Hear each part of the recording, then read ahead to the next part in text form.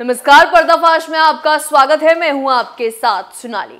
आज पर्दाफाश करेंगे यूपी में चल रहे ड्रग्स खेल का, जो यूपी पुलिस और एसटीएफ की तमाम कोशिशों के बाद भी रुकने का नाम नहीं ले रही है।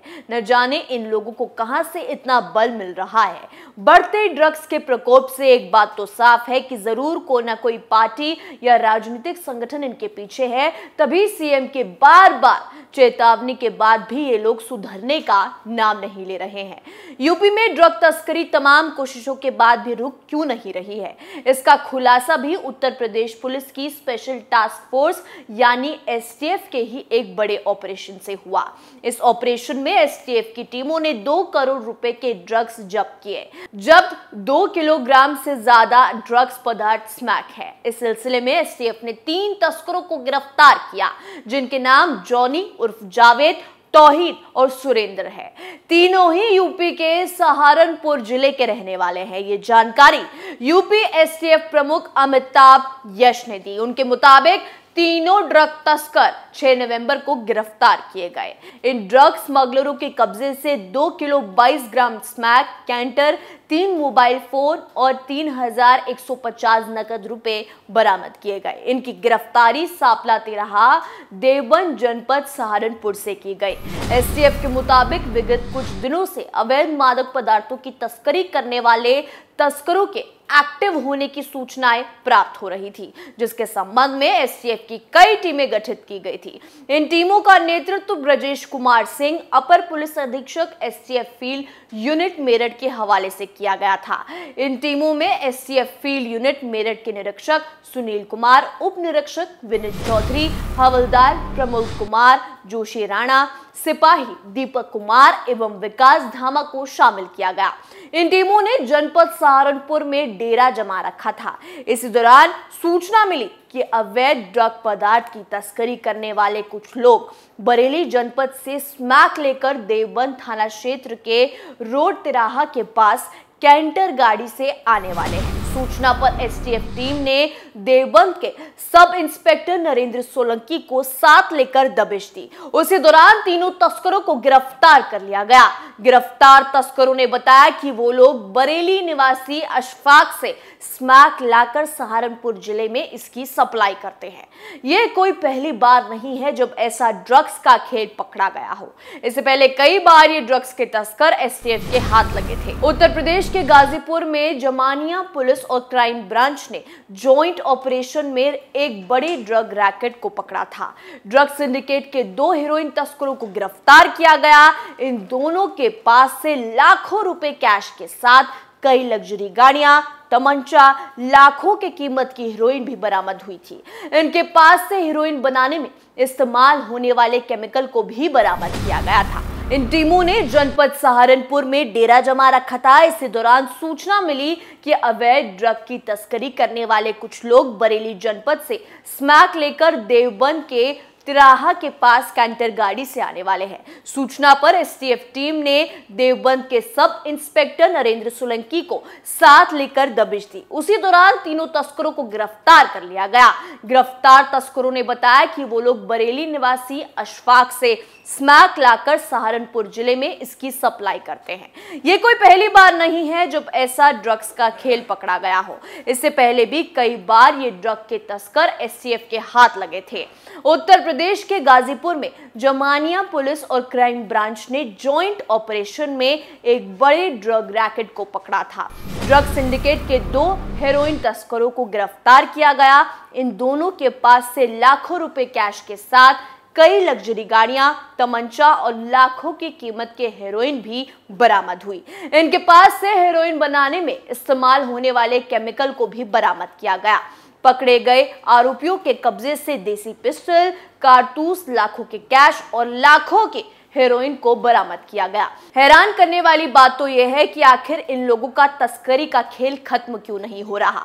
यूपी सरकार तो अपनी तरफ से पूरे एक्शन में है। खुद सीएम योगी ने पुलिस और एजेंसियों को यूपी से इन लोगों को खदेड़ने के लिए कहा गया है। हिंदुस्तान की सीमा में जब जब तस्करी के जरिए पहुंची या पहुंचाई गई ड्रग की कोई बड़ी खेप पकड़ी जाती है, तब तब हिंदुस्तान के हर कोने में खूब शोर शराबा होता है, जो 2-4 दिन खबरों में छाए रहने के बाद गायब हो जाता है। सवाल ये पैदा होता है कि आखिर दुनिया के नक्शे पर मौजूद बाकी तमाम देशों की तुलना में भारत में ही तस्करी करके लाई या पहुंचाए गए ड्रग की खेप या खेपें सबसे ज्यादा क्यों पकड़ी जाती हैं? क्यों भारत ही ड्रग उत्पादक और ड्रग तस्कर देशों की पहली पसंद बना हुआ है?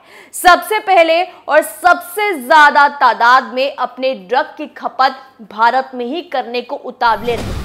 भारत में आने वाले ज्यादातर ड्रग के सोर्स अफगानिस्तान होता है। हालांकि कई बार ये पाकिस्तान, नेपाल और बाकी देशों के रास्ते होकर भी भारत पहुंचता है।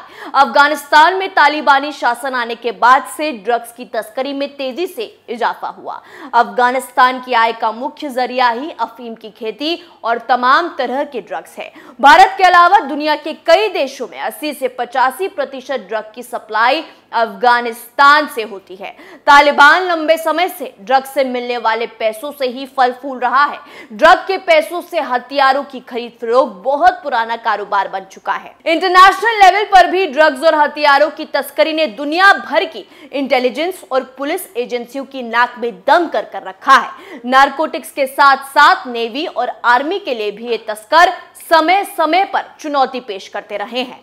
भारत के पंजाब, राजस्थान और कश्मीर में सीमा के आसपास के इलाकों में ड्रोन से ड्रग्स पहुंचाने के मामले में भी तेजी आई है। ड्रग्स की तस्करी के लिए सबसे सुरक्षित रास्ता समुद्र का माना जाता है। अक्सर देखा जाता है कि फर्नीचर, इलेक्ट्रॉनिक सामान, बड़े पार्सल और कई अन्य चीजों में ड्रग्स छिपाया जाता है। अफगानिस्तान से आने वाले ड्रग्स को भारत पहुंचाने के लिए ईरान के बंदरगाहों की मदद ली जाती है। दरअसल एयरपोर्ट और रेलवे स्टेशनों पर जैसी सुरक्षा होती है, वैसी बंदरगाहों पर रख पाना मुश्किल होता है। इसके बावजूद कस्टम अधिकारी और इंटेलिजेंस की टीमें ज्यादातर मामलों में ड्रग की बड़ी खेपों को पकड़ने में कामयाब होती हैं। पिछले साल अप्रैल 2021 से अभी तक 4000 किलो से ज्यादा ड्रग्स देश के अलग अलग बंदरगाहों और एयरपोर्ट पर पकड़े गए हैं। इसकी कीमत लगभग 30,000 करोड़ रुपए आंकी गई है। 2017 में जब्त की गई हेरोइन की मात्रा 2146 किलो थी, जबकि साल 2021 में 7282 किलो हेरोइन जब्त की गई। 2017 में 2551 किलो अफीम जब्त की गई, जो 2021 में बढ़कर 4386 किलो हो गई।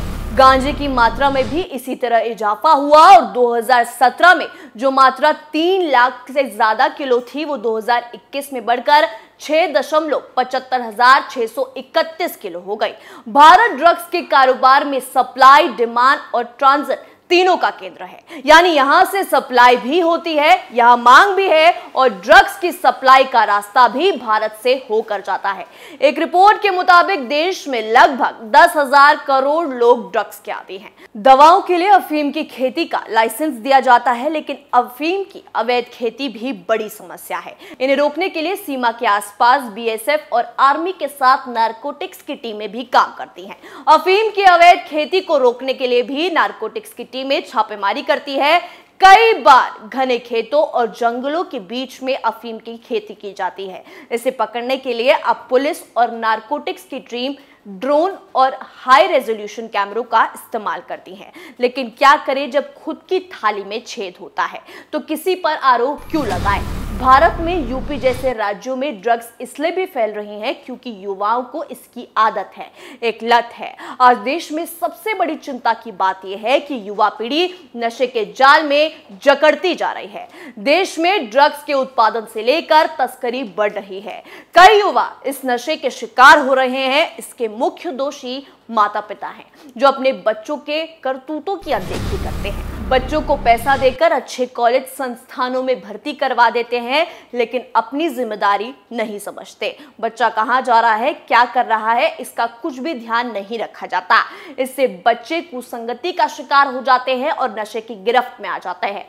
परिवार और समाज स्तर पर इस बुराई को नष्ट करने के प्रयास होने चाहिए। बाकी योगी जैसे सीएम जब तक राज्य में बैठे हैं, तब तक हाथ आए ड्रग्स तस्करों को बख्शा नहीं जाएगा। पर्दाफाश में आज के लिए इतना ही। देखते रहिए कैपिटल टीवी। नमस्कार।